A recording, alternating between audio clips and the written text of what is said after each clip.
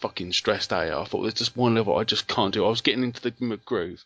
I was doing the levels. It was all going really well. And I just got to this one that stressed me out. I had to walk away for 2 days to do it. It just really, really stressed me out. But, I mean, Jen, before you buy the game, I really would play the demo. I thought we said that demos decreased your chance of buying the game. No. On this one, not a problem. No. The demo on this one is different because the ending is fantastic. Honestly, the ending of the demo is fantastic. If anyone is in any doubt, brilliant. Even if you've got the full game, download the demo because the ending is fantastic. Can I just, on a tangent, bring up a demo that was equally awesome just in its form as a demo? Go on. Papers, Please? You can't talk to me about Papers, Please. I love that game. I am waiting for it to come out. Unless it's out already, then I'm going to buy it now.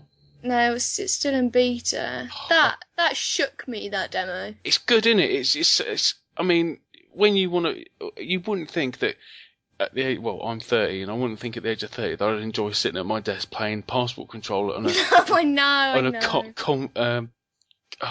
Cold War.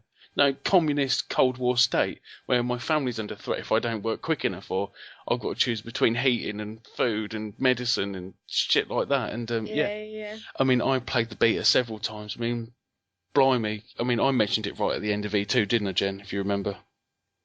Oh yeah. Yeah, yeah. I love that game. I'm trying to get him on the show as well. I honestly think that is going to be a hidden gem that people really won't expect to enjoy, but will. Because completely. It drags you in slowly with the, if that's not correct, do this and that. But then you get to the point where you can scan people and do this and do this and do that. And, yeah. Sorry, I'm going off on Have you two finished now? No, we're not. Go away. It's honestly, Rob, have you played, did I get you to play the demo? No, it's on my list free. of pile of research. Fair enough. Have you been to the Papers, Please website, Jen? Maybe. There are 2 other games on there. One is where you have to run a communist state in favour of the government. It's a really small game, and that's quite good as well. I can sense a theme coming on here. In my links. Oh yeah, I saw these, but I've not played them. Would you recommend them? I would, yeah, just for 5-10 minutes. It's a groovy little experiment, but not now. Let's just crack them open now. Oh, they were made for Ludum Dare. I don't even know what that means. It's an indie games jam, like a really big one. See, Rob, we're not that high in the world. We don't know about all these different games. I hate to tell you, but I do know about this. I'm going home. I am. I'm going to bed. No, the only reason I know about it is because I keep on seeing so many people mention it, so I researched. Is this anything like the Burning Man Festival? I don't really know what that is. Deadly Silence. I'm not talking to any of you two anymore. I really want to go to the Burning Man Festival. Any of you two? I know grammar. excluding a lot of the world's population, aren't you? I'm not talking to any of you two. I can grammar. Right, Rob, tell us. You've gone on about Gunpoint. Yeah, is there anything else you want to say about it? It's awesome. Fantastic. Right, next one, Rob. Come on, chop. Bulletstorm. That's an old game. What are you playing that for? It's in the wrong section, mate. I was playing... No, it's not retro yet. It's still this gen. You can't put it in retro until it's at least 1 generation old. No, the only reason I've mentioned it is because when I set up the MGPX, I had my Xbox, and I thought, what could I put on that might get people's interest? And I slapped in Bulletstorm, and I ended up sat there playing it for half an hour. That's fantastic, ignoring everyone else. And just... I had so much fun. To be fair, though, I was ignoring a lot of people there as well, because I had an Amiga in front of me, and I was just going through all the games. All the games. So, yeah, Bulletstorm, I appreciate it's not for everyone, but to me, this is what Duke Nukem should have been. It is a gem of a game that people seem to just have ignored. I mean, the people that did this, which is People Can Fly, or People May Fly, I can't remember the exact name was the studio, the people that did the latest Gears of War, Judgment. Oh, right, okay. So it's the same people that did that, and I think Gears of War Judgment was a lot more like Bulletstorm than it was Gears of War game. But Bulletstorm is quite fast. It's more of a high school. It's combo-y. You actually get points for shooting people in the arse. And creative deaths, shall we say. Creative deaths, so yes. There's a lot of variety, a lot of combos, and a lot of hilarity. It's very crass, but it knows it. It doesn't try to be anything clever. I think it was too easy. I played it on hard, and I enjoyed it. It's not a difficult game. No, It's not not at meant all. to be. It's meant to be fun. Oh, okay.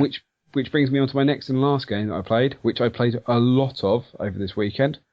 More Assault Android Cactus. How do you...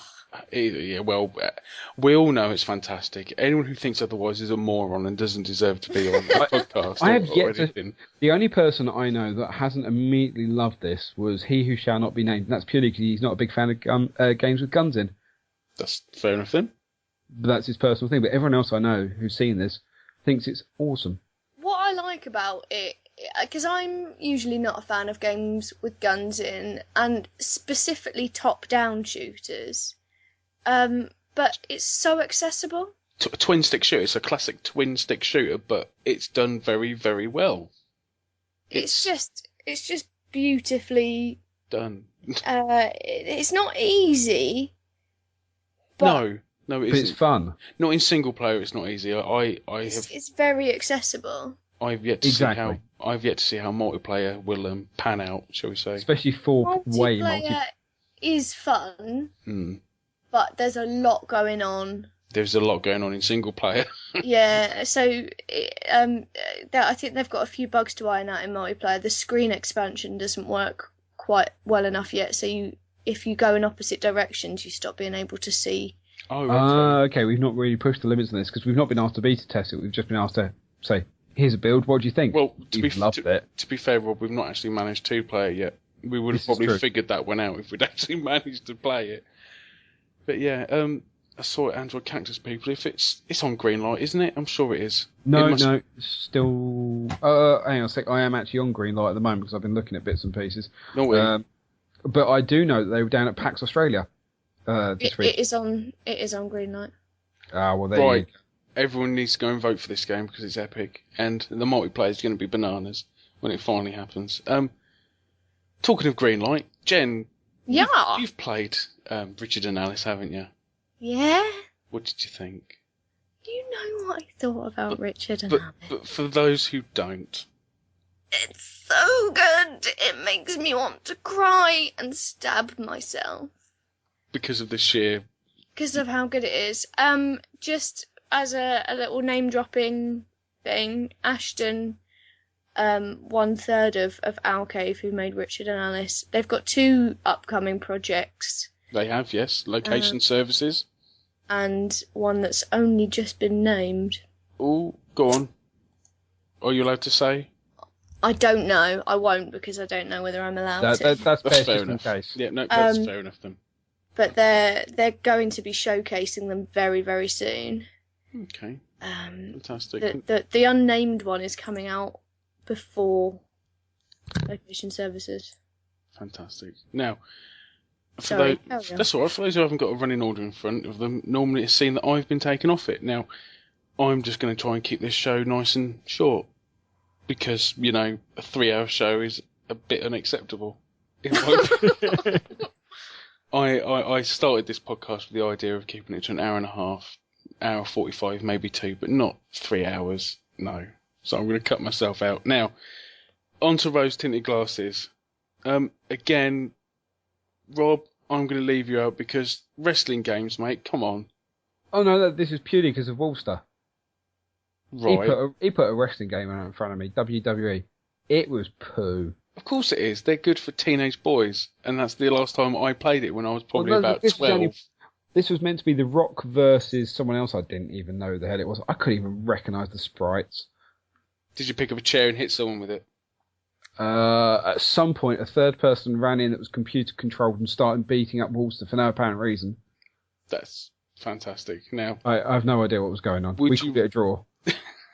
because everyone was confused and lonely. This doesn't sound nostalgic. No, it doesn't. It sounds boring and dull. This is why it's called Rose Tinted Glasses. This is one of the games I played. I thought, you know what? This Pony. is poo. This is poo. Did you take the glasses off? On this one, most definitely. Did you smash them afterwards? Did you stamp on them? Did you shit on them? I think that's a little extreme, but yes. Fantastic. Now, at the MGPX event, there was Aim and Shoot. The old lad, Dean. He wanted a mention. There's his mention. I love him. He's my new friend. He bought a unopened Amiga C 1200. Anyone? Yeah. Keep Yeah. going. It was unboxed. It was literally not opened from when it was bought. It was white. I didn't realise it was the first time it had been unboxed. Yeah, it was brand new. It was literally, it had been bought. Did you open it? No, he'd opened it by the time I got there, which was a pity, but he said, when he opened it, he said, you could smell the smells of the solder and how it had just been freshly packed, because it had been sealed for so many years, and it was white. It wasn't yellow, it wasn't grey, it wasn't How brown. come he opened it up for us lot? Because we're great. Just on the complete side, he also brought a brand new Dreamcast as well.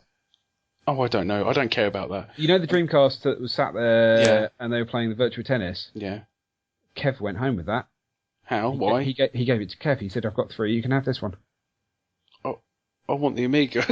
No, this was the Dreamcast. Yeah, it's probably a £5 or something. I don't know. But yeah, he told us he bought the Amiga off eBay for like 250 quid, and it came with a new mouse, a load of bits and bobs, and a few adaptions to it, which included a ROM with every single Amiga game ever released, all 900 games on And it. it had we were playing Super Turok on it. Gods was on it. Speechless. Captain Planet and the Eco Warriors. Oh God, you'd love that game. Zol. What is it? Yeah, okay, I'll give you Zol. I like Captain Planet because I thought it was a cracking game.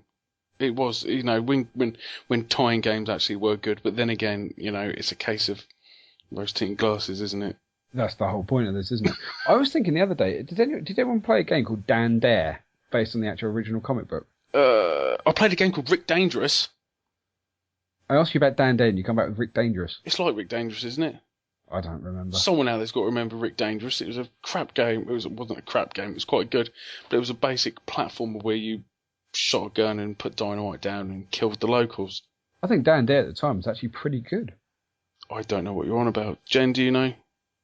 No, I've been lost for a while. Sorry. Yeah, I love that Amiga, and Dean, I need to get one. I really do. You say this every week about a retro game. No, because this is all the retro games in one fell swoop. What happens if Shahid pulls off what he says he's going to do and put every single Amiga game onto the Vita? I'd love him to do that, but the fact is, I don't think he will. I don't know. Because there's an American firm that's bought the Amiga company and bought all their games, that. so they've obviously seen the fact that, retro's coming in a big way. Let's buy every single title they've got and then haul them out at like 20 quid each. Their original prices. Maybe that's me. Is that profitable? Sure, you can get them all online. It depends how internet savvy you are. And how legally you want to play them. Of course, no one would play games illegally. No. Ever. No, this is a wholesome show. Sorry, I couldn't even finish the sentence. I just. They've seen a profit in it. Someone has seen a profit in it. They've bought the games. That's the end of it. Now. While we're on the topic of Amiga specifically, you remember last week we were talking about my friend Lord Morgul, who lives very, very nearby and has the Amiga. Yes, I was talking to him on Twitter. He's a cracking chap. He says that he does have a huge number of boxes for his Amiga games, but he has a number which he, let's just say, never came with a box. Yeah, of course he did, yeah. I mean, as I say, I was talking to him on Twitter and I spotted a load of boxes. I mean, Christ, I spotted Xenon 2. I think I spotted Switchblade as well. And there was a load of... This weekend coming up, I'll go... I've told him I want a catalogue of everything he's got. Yeah. Now... I doubt I'll get it, but I've told him he's just going to ignore me, of course. Jen, your game for Rose Tinted Glasses was one of my favourite games, apart from the first one. The game that everyone should have played if they're going to call themselves a gamer is Silent Hill 2, 1 and 2. 1 and 2, I think, are on par with each other. Have you ever gone back and played Silent Hill 1 again?